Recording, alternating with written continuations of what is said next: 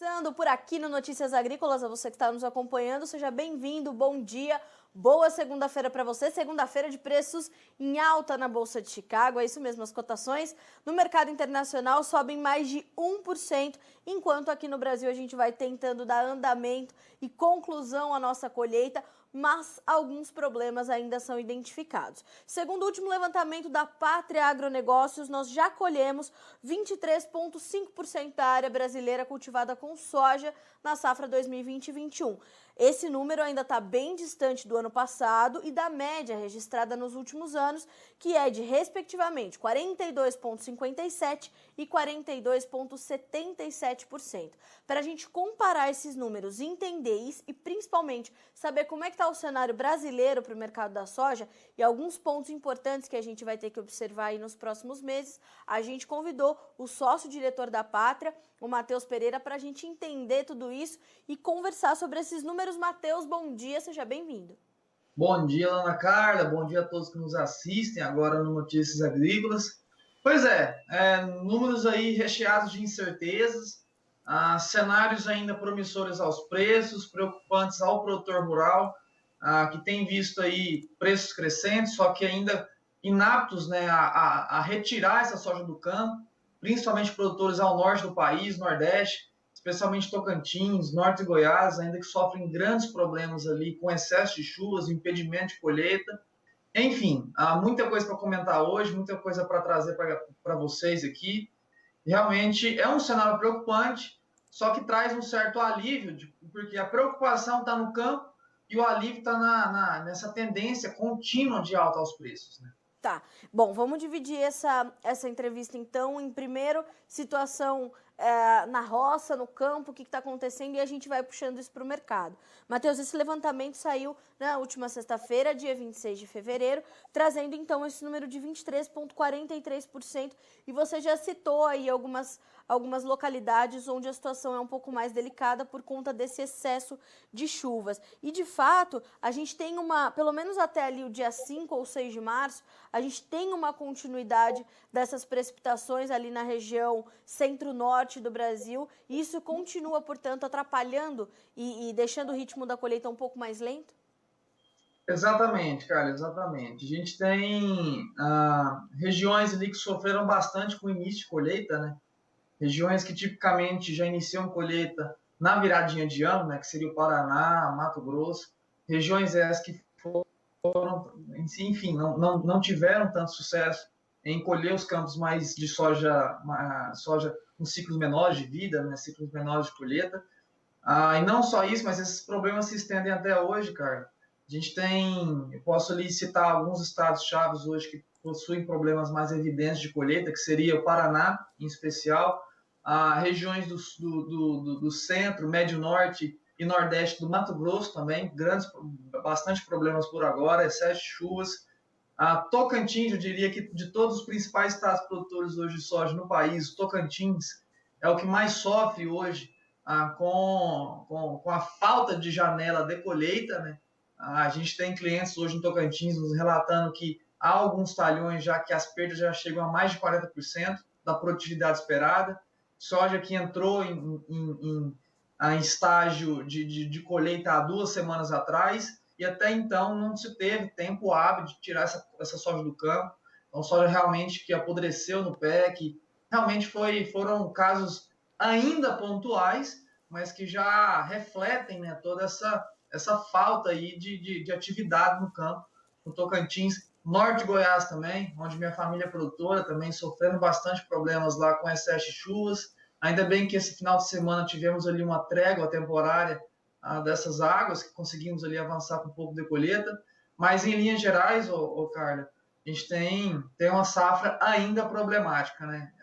Essa retirada da soja de dentro do campo, de dentro da porteira, e entrar em escoamento logístico, ainda está muito engasgado, ainda está bem assim problemático, né? Cheio de detalhes ali que precisam ser consertados ou azeitados, assim dizendo. Matheus, enquanto isso, algumas consultorias trazem ainda uma safra grande, robusta de soja para a temporada 2020 e 2021. Algumas na casa de 134 mais 135 milhões de toneladas. O número da pátria está alinhado com isso. Imagina uma safra um pouquinho abaixo desse volume, justamente em função dessas perdas. Não só por conta do atraso da colheita, mas também perdas de produtividade em função dessas adversidades climáticas. Exatamente, cara. Assim, esse 134 hoje a gente já vê que é um pouco otimista. Otimista demais pelo cenário atual que a gente vive dentro do campo. Diria que a safra hoje está mais para abaixo de 130. Números ali próximos aos 130 milhões de toneladas são números ali razoáveis, né? Palpáveis, números que realmente condizem à realidade do campo hoje. Acreditamos aí que se esses problemas continuem se intensificando, ou continuem se perdurando aí por mais 1 ou 2 semanas, a gente deva ter mais 1 a 1,5 milhão de toneladas quebradas, né, ou perdidas nos campos. Então, hoje nós trabalhamos com um número de 129,8 milhões de toneladas a nível Brasil. Então, realmente não é o maior número. Tenho certeza que estamos ali dentro de uma média das consultorias hoje que olham para a safra brasileira, né, safra de soja brasileira, mas trabalharia com números próximos a 130 milhões de toneladas, com todo o conforto, acreditando que saindo dessa casa de 129 a 131, já seria um pouco de exagero, né? Tanto na parte das quebras quanto na parte do excesso produtivo. Matheus, como é que fica a questão da qualidade? Como é que vocês estão recebendo dos produtores, principalmente, que são ali os seus principais parceiros de trabalho, né? Esses relatos de qualidade. A gente sabe que o Paraná teve um problema sério com o abortamento de vagens, que algumas regiões ainda sofrem, algumas doenças ali não identificadas no Mato Grosso, Tocantins perdendo muito, como você falou, por conta de excesso de chuvas, né? A qualidade dessas lavouras que vão ficando no campo num período além do necessário e além do ideal, perdem qualidade, perdem potencial produtivo. Há uma preocupação muito grande com a qualidade dessa soja que está chegando ao mercado? Com toda certeza, cara. Esse excesso de chuva, né? Toda essa problemática na colheita reduz bastante a qualidade da nossa soja, né? Coloca um pé atrás ali do comprador, enfim, que dificilmente aceita soja fora do padrão, principalmente quando é soja para exportação. Dificilmente não diria que é impossível, né? Hoje, soja para ser exportada fugir de um padrão mínimo necessário para colocar dentro de um navio e atravessar o planeta. Então, de fato, sofremos aí problemas com a qualidade. Acredito que dentre todos, não só a quebra de produtividade, mas a qualidade desse ano ela vai ser marcada, né, por todo um ciclo produtivo problemático esse ano. A gente tem que lembrar também que muito se fala agora sobre uma colheita atrasada e muitos estão ali justificando, né, esse atraso de colheita por conta das chuvas estendidas. Pessoal, tivemos ali no passado, meses de janeiro, fevereiro e março, semelhança que vivemos hoje, e mesmo assim, naqueles anos, a gente teve a capacidade de colheita estabelecida ou recuperada ao longo de toda a janela de colheita da soja. Esse ano está diferente porque todo o ciclo da soja foi atrasado com o plantio tardio. A gente tem que lembrar que os problemas dessa safra 2021 não começaram agora em 2021. Começaram lá em setembro de 2020, quando as chuvas faltaram em algumas regiões do Paraná, regiões do Mato Grosso.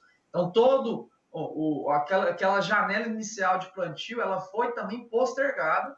Então, a gente está vivendo ali um acumulado de problemas agora, que está realmente engasgando o produtor rural que tenta, a todo custo, né, arrancar essa soja do campo, porque cada dia a mais que a soja entrou em ponto de colheita, e se passa um dia sem colher, seriam ali perdas percentuais de 1%, 1,5% para cada dia de produtividade perdida, que a gente não consegue tirar a soja do campo. Então, de fato, a gente teve todo um ciclo safra problemático ali, que acabou resultando nesse problema, nesse grande problemão que a gente tem enfrentado por agora. E como você bem disse, a gente já está com 23,4% colhido no Brasil, né, nas principais regiões produtoras do país, mas isso ali é metade do que a gente havia colhido em 2020 nesse mesmo período, também a metade do que a gente havia colhido na média dos últimos 5 anos. E só para efeito de comparação, em 2019, nessa mesma semana, a gente já tinha tirado do campo mais de 56% de toda a safra, né? Sim. Então, a gente já tem... Atualmente, a gente tirou algo em torno de umas 31,5 milhões de toneladas de soja do campo. Em 2019, a gente já havia tirado 55, 56 milhões de toneladas de soja do campo. Então, a gente está muito atrás ainda enfim, de um ritmo normal de colheita e escoamento de soja. Bom, e Matheus, isso obviamente impacta na questão logística. A gente sabe que os nossos embarques estão bastante atrasados e eu queria que a gente comentasse um pouco sobre isso agora, principalmente sobre o nosso line-up, que diante dessas dificuldades logísticas vem crescendo diariamente, né? Exato. Vamos falar primeiro sobre o conceito do line-up, que eu acho que é importante a gente entender agora. Sim, totalmente. Para descrever esse atual cenário.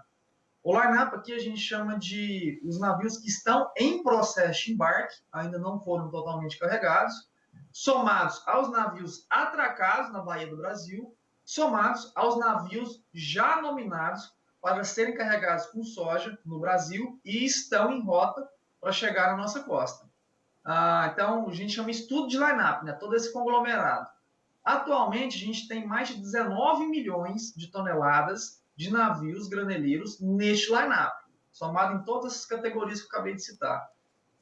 É um número recorde, a gente nunca teve em nenhum período da história do Brasil, independente se é começo de safra, meio de safra, abertura, meio de janela de exportação, a gente nunca teve 19 milhões de toneladas em line-up, em filas de embarque, né, aqui no Brasil. Então, atualmente, a gente está com o maior número de line-up, maior acumulado de line-up que a gente já teve na história brasileira para carregamento de soja. O que isso reflete? Primeiro, reflete, sim, uma demanda, um apetite muito agressivo mundial pela soja brasileira. E quando eu digo mundial, a gente, claro, focado principalmente no mercado asiático, né? A gente sabe que é o principal player hoje de importação da soja brasileira. Mas isso também reflete toda essa falta de atividade de escoamento do interior do país para os portos de exportação, onde a gente tem acumulado, né, navios vazios, e agora que a gente está começando a arredondar nesses navios cheios saindo para o país. Nós estimamos que, assim como hoje temos 19 milhões de toneladas em line-up, né, em filas de embarque, a gente teve aí na semana passada mais de 2,6 milhões de toneladas da soja já embarcadas que saíram do país, que de fato ressalta ali um ritmo adequado para esse período do ano. A gente embarcar 2,5, 3 milhões de toneladas a 3,5 por semana é um ritmo saudável. Estamos longe da capacidade portuária que a gente tem de escoamento, a gente consegue colocar mais soja mais do que 2,5, 3,5 milhões de toneladas por semana para fora do país, com facilidade. Então, nessa última semana, tivemos esse bom sinal. Se tudo der certo, se o clima permanecer regular do jeito que está, né? É necessário ainda chuvas, pessoal. Ninguém está falando aqui que a gente precisa de tempos de estiagem. A gente precisa, sim, de chuvas reguladas, né? Balizadas com tempos, com dias ensolarados, noites, assim, necessárias sendo molhadas, uma vez que estamos colhendo soja, estamos plantando milho safrinha. Então, se a gente conseguir regularizar todo esse processo, manter pelo menos esse fluxo de exportação que a gente teve nessa última semana, acredito que este problema de escoamento ele vai estar assim sanado dentro desses próximos 7 a 10 dias. A gente consegue engrenar de novo toda essa máquina chamada escoamento ou logística brasileira para exportação. Matheus, perdão, consegui. Não, quando a gente olha para esse line-up de 19 milhões de toneladas, né, com todas essas classificações dos navios que você descreveu para a gente, isso em que período essa soja deveria ser embarcada, essas 19 milhões de toneladas? A gente está falando de que intervalo de tempo? Olha, elas devem ser embarcadas até os próximos 45 dias, né? Só para trazer um panorama ali do que é assim, mais essas embarcações nominadas. Toda embarcação hoje que sai de um porto e vai para outro, ele tem que ter uma nominação do que vai ser carregado, qual porto vai ser carregado. Então, sempre que tem uma nova embarcação nominada para ser carregada com soja, a gente determina que ela já está no line-up da soja brasileira. E a gente coloca o prazo de 45 dias, que é o necessário para qualquer embarcação em qualquer lugar do planeta chegar aqui aos portos brasileiros, independente de onde ela for nominada. Então, essas 19 milhões de toneladas atuais, elas devem ser escoadas dentro dos próximos 45 dias, ali que adentrava não só todo o mês de março, mas também até a metade de abril. Matheus, se a gente olha para a questão dos prêmios, por exemplo, foi uma situação que chamou a atenção e está intimamente ligada a essa questão dos nossos embarques, dos nossos lineups. Por muito tempo a gente não via prêmios negativos no Brasil e isso aconteceu. E no começo do ano, você falava justamente sobre isso. Os prêmios estão desvalorizados e têm que subir justamente por conta dessa demanda agressiva. A gente vai chegar nesse momento, portanto, e essa questão dos lineups de fato continua, ou os prêmios continuam refletindo esse problema dos lineups? Carla, a gente teve ali uma barrigada, né? A gente chegou a precificar prêmio de soja no porto de Paranaguá a menos 2 centavos. No dia que deu que a gente fechou com menos 2 centavos, 2 centavos por bushel, né? Que é a unidade medida para prêmios, né? A gente chegou a ter menos 5, que foi a mínima do dia, né? A gente chegou a bater menos 5 centavos nos prêmios paper do Paranaguá. Naquele dia a gente sofria o ápice, né, da incapacidade de exportação, a gente tinha cada vez mais problemas de escoamento no interior do país, a soja não se tornava disponível na costa brasileira, então de fato naquele momento ali, há uns 10 dias atrás mais ou menos, uma semana atrás, a gente sofria bastante com esses prêmios negativos, que por sinal já voltaram ali, já estão se restabelecendo, né? Sim. Já voltam agora novamente a precificar uma volta, uma tentativa de volta hoje dessa demanda mais agressiva. Ainda estamos com prêmios subvalorizados. A gente vê que ainda há uma capacidade muito forte desses prêmios voltarem a se realçar com agressividade nessas próximas semanas. Uma vez, como eu já disse, a gente tem a maior fila de embarques da história do Brasil. A gente tem uma safra de soja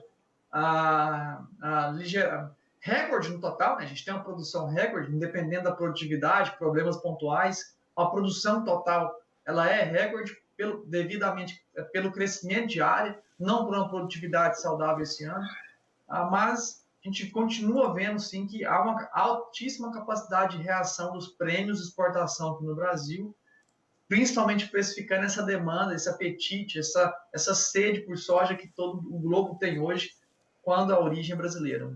E, Matheus, muitas pessoas me perguntam, não só mandam aqui no Fala Produtor, ou me perguntam pelo Instagram, onde eu converso ali com o pessoal sobre soja, se os preços da soja vão continuar estáveis no Brasil, ou se continuarão subindo, ou se tem espaço para cair. Qual que é a sua análise do nosso mercado agora, da formação dos preços aqui, diante do movimento que a gente tem observado em Chicago, do dólar altíssimo aqui, nem sei se o mercado já... Não, o mercado vai abrir já, mas fechou na última sexta-feira com R$ 5,61 e os prêmios com esse espaço para voltarem a se valorizar. Dentro da sua análise, o que a gente pode ver refletido desse cenário todo que a gente conversou em preços formados aqui no Brasil? Carla, assim, em linhas gerais, já resumindo, antecipando o final da mensagem, mas a gente vê sim que é um viés de alta para a soja ainda para o segundo semestre. Certo. Baseado na escassez da oferta e numa demanda muito agressiva. E comentando mais aprofundadamente sobre essa visão, né, sobre essa tese do mercado que nós aqui da Pátria temos hoje, é que temos os 3 pilares de formação de preço de soja no Brasil. Acredito que todo mundo aqui que está assistindo já está careca de saber o que são, né? Que é a soja em Chicago, CBOT, a referência, o benchmark no açúcar da soja, continua sendo Chicago, juntamente com os prêmios de exportação e o dólar. São esses 3 pilares que compõem ali a formação de preços da soja no Brasil, e para todos os 3, a gente tem vieses de alta, né? Tendências de alta nessas próximas semanas, se não meses. Só para comentar agora, Soja agora subindo 1% em Chicago, 13 centavos de alta, cotada no março a 14,19, realmente precificando toda essa safra problemática que a gente está tendo aqui no Brasil, né? Essa falta de oferta disponível. Não adianta ter oferta no campo, a gente tem que torná-la disponível para realmente balizar esse crescimento agressivo de preço. Não só isso, nessa última madrugada, Carla, a gente teve aí a Bolsa de Dalian registrando máximas recordes nas cotações dos futuros de soja. A gente teve ali a meia-noite e meia, mais ou menos, horário aqui local, Brasília, né? A gente teve uma cotação registrada de mais de 937 dólares por tonelada da soja nos futuros em Dalian. Realmente é uma máxima. Somente no mês de fevereiro, Dalian registrou 4,4% de alta, né, nos preços da soja. Tudo precificando, né, essa falta de disponibilidade da nova soja em território asiático, né, em território chinês. A soja ainda está aqui no Brasil, grande maioria dentro das porteiras. Então, de fato, os preços continuam reagindo com alta nos nossas referências, né, nos nossos benchmarks, tanto em Chicago quanto em Dalian, na China. Falando sobre prêmios, acho que a gente já comentou bastante, né? A gente tem aí essa tendência de alta por conta dessa demanda agressiva. A gente estima ali que serão quase 86 ou mais do que 86 milhões de toneladas da soja brasileira exportada nesse ano comercial, 2021. Então, 86 milhões de toneladas é muita soja saindo do país, é um patamar recorde. Teremos ali, enfim, uma disponibilidade muito escassa da soja física in natura no segundo semestre para a nossa indústria doméstica. Realmente é um problema que o mercado vai tentar balizar com altas de preço. E junto a isso, a gente tem o terceiro pilar de sustentação de preço, que é o próprio dólar, né? Que vem empilhando alto. A gente vem avisando a clientela já há semanas que não há justificativa alguma para a gente ter um dólar em queda, muito ao contrário. Exato. A gente tem todo um problema hoje, não só na política, mas na economia brasileira. De um lado, a gente tem uma nova série de lockdowns ali se estendendo por todo o Brasil, né, que acaba reduzindo a circulação de capital no interior do país, acaba reduzindo a arrecadação do governo, um governo que cada vez mais alavanca a sua dívida pública, né?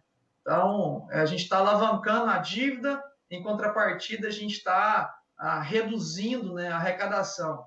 A gente chama isso de alavancagem deficitária, né? É onde a gente cresce dívida, a gente tem, em vez de crescer o capital, pagar a dívida, a gente está sempre crescendo dívida e reduzindo ali a receita. Então, de fato, a gente vive um problema político que afasta qualquer tipo de tentativa de investimento aqui no Brasil de investidores lá fora, né? Investidores internacionais.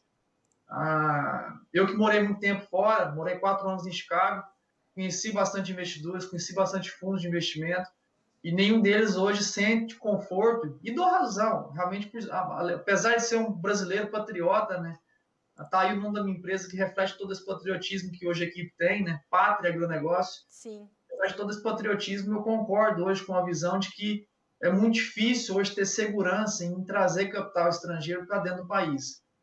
A gente não sabe qual será a gente não tem hoje um horizonte promissor econômico aqui para o Brasil, uma vez que a gente tem mais problemas para serem solucionados do que soluções. Né? Exatamente. Enfim.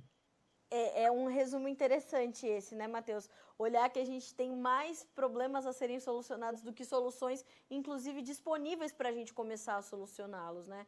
E muita gente também me questiona sobre essa questão do dólar, questiona os analistas e economistas e consultores que a gente entrevista aqui diariamente, e até mesmo os economistas falam, o dólar está aí para envergonhar economista, né? Para deixar a gente ali meio vendido justamente porque trata-se de um momento extremamente delicado. Hoje a questão cambial está muito focada na cena interna, né? Embora as influências externas elas sejam muito fortes também, e a gente tem uma série de pontos ali a serem monitorados, como o andamento da economia norte-americana, os estímulos que começam a dar uma sinalização de serem retirados, a economia chinesa, a questão da vacinação em massa.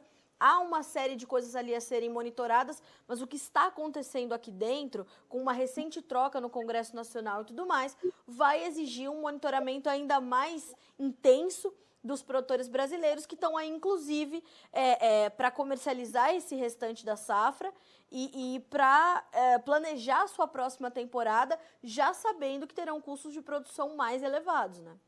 Exatamente, cara, exatamente. E assim, eu até recebo bastante a pergunta da clientela aqui, que não só quer saber para onde poderão ir os preços, como se preparar para isso, como se proteger, mas também qual que é a nossa crença pessoal, né? Você acredita que a gente realmente possa ter enfim, um país melhor, a gente consiga sair desse buraco que o Covid nos colocou, que essa crise sanitária nos colocou? Eu acredito que sim, cara. Eu vejo ainda a equipe da presidência hoje, liderada por Bolsonaro, uma equipe extremamente competente, né? De fato, a gente entrou num buraco sem precedência, um problema que a gente nunca teve no passado. Tá aí o resultado de, enfim, por que a gente não consegue sair. É porque realmente esse problema só está se aprofundando, né? A gente não consegue sair, curar essa crise sanitária para depois remediar a nossa economia. Enfim, então, apesar de hoje o cenário ser um cenário pessimista, quando a visão é macroeconômica visando o Brasil, né, olhando por cima, é uma visão pessimista da nossa economia. De fato, a gente não tem, como eu já disse, um horizonte promissor para um reaquecimento econômico no Brasil, mas acredito fortemente sim na economia, acredito sim nas lideranças que temos hoje, acredito que sairemos desse buraco. Ainda não temos as respostas de como sairemos. Eu tenho certeza que hoje quem está lá em cima nos liderando está realmente sem dormir procurando uma solução. Sem Se eles dúvida. são os competentes, eles são as pessoas que foram delegadas para procurar esses tipos, né? Como sairemos, que planos usar, quais as ferramentas que procuraremos. Eles são as pessoas mais coerentes para direcionar esse país. Então, acredito ainda assim em toda essa equipe do governo que consiga tirar esse Brasil e reaquecer de novo essa máquina chamada Brasil como um todo, né? Porque quando falamos agronegócio, sabemos que aqui o agronegócio não para, né? Nunca parou, a gente nunca parou, sempre sustentamos o que pudemos aqui dentro do país, mas não é só do agronegócio que o país vive, né? Então, realmente, acredito ainda assim que conseguiremos, enfim, um caminho mais promissor para o Brasil em alguns meses. A gente só precisa superar essa crise sanitária que a gente entrou por agora. É isso mesmo, Matheus. Excelente forma da gente finalizar a nossa entrevista, mas começar a nossa semana aqui no Notícias Agrícolas com as suas perspectivas e principalmente com esse seu otimismo, com a sua esperança. Eu também acredito muito que a gente vai conseguir sair dessa. Também tenho confiança na nossa equipe econômica. Acho que era uma situação, como você falou, sem precedentes. Ninguém estava preparado, principalmente uma economia como vinha a economia do Brasil, tão fragilizada. Então, obrigada por trazer essa mensagem aí já logo cedo nessa segunda-feira para a gente. Muito bom ter você sempre conosco. Obrigada por esses números mais do que atualizados, para a gente já começar a semana pensando aí nas estratégias que os produtores terão que adotar para esses próximos meses. Mais uma vez te agradeço e já te convido para assistir a próxima entrevista, já que a gente vai falar de barter e custos de produção, viu, Matheus? Perfeito, eu já quero aproveitar o tempo para mandar um grande abraço para minha amiga Ticiane, que já fizemos parte de alguns projetos juntos. E pessoal que nos assiste, eu tenho certeza que eu passei muitos cenários, né, muitas perspectivas. Se você ali que está assistindo agora tem alguma dúvida de como agir, o que fazer, como que esse cenário vai aprofundar, como que eu trago isso, Matheus, para a minha realidade, que estou aqui no campo. Não, Matheus, não sou produtor rural, sou cerealista, comerciante, sou corretor, como que eu trago toda essa realidade para a minha, como trago toda essa perspectiva aí geral do mercado hoje da soja para a minha realidade aqui no interior do país. Eu lhe convido para entrar em contato conosco, acessar o nosso site www.patria.agr.br para a gente traçar soluções de proteção, soluções de especulação para ti que está aí do outro lado nos assistindo. Não só isso, quiser me procurar também em maneiras ali, Instagram. A gente tem todo aquele canal de Instagram, não só no meu pessoal, mas também no corporativo da Pátria. Nos procure por lá, pessoal, vamos bater um papo que a gente consegue, a gente vê como que a gente pode delinear todo esse cenário para a realidade de cada um de vocês.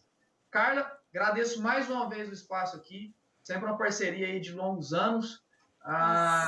Vou assistir sim o próximo debate que você vai ter com a Ticiane. Com toda certeza vai ser bastante promissor aí, bastante prolífico, tenho toda certeza. Com certeza. Matheus, obrigada. Boa semana para ti, meu amigo. Um grande abraço e até a próxima.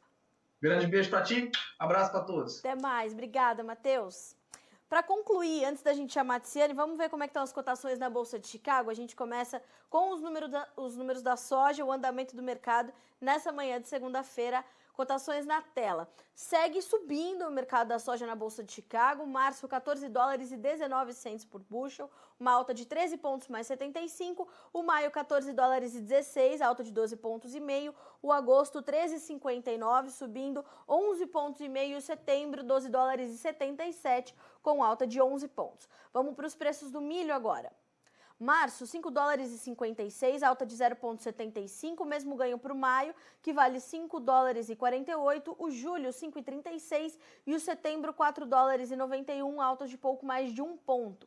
Se a gente checa agora os números do trigo, a gente vê que esse mercado também está em campo positivo. Março, 6 dólares e 58, maio 6,64, o julho 6 dólares e 54 e o setembro 6 dólares e 51 cents por bushel, alta de 3,75 a 5 pontos. E para a gente finalizar, já adianto que as cotações todas sobem nessa segunda-feira, inclusive o petróleo, que tem uma nova alta de 1% com o WTI valendo 62 dólares e 12 cents no mercado spot, agora Bolsa de Nova York. E as soft commodities também sobem muito bem na Bolsa de Nova York, com destaque para o algodão, com uma alta de quase 4% nessa manhã de segunda-feira. A gente fica por aqui, mas segue a nossa programação. Já, na sequência, a gente fala sobre operações de barter. Continue conosco.